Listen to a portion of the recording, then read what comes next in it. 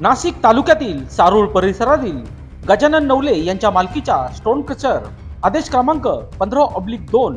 473/2018 मंजूर खानपट्टा आराखड्यातील क्षेत्रांपेक्षा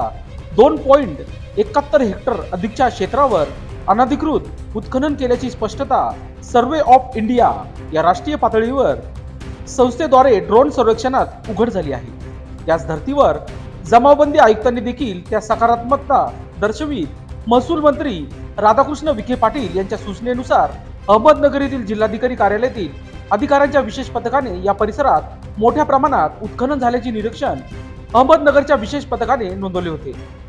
मंजूर क्षेत्राच्या अधिकच्या जागेवर बेकायदेशीर उत्खनन करून प्रशासकीय अधिकाऱ्यांच्या छुप्या सहकार्याने शासनाचा करोडोचा महसूल बुडवणाऱ्या खानपट्ट्यांवर आणि तितकेच जबाबदार असणाऱ्या जिल्हा प्रशासनातील अधिकाऱ्यांवर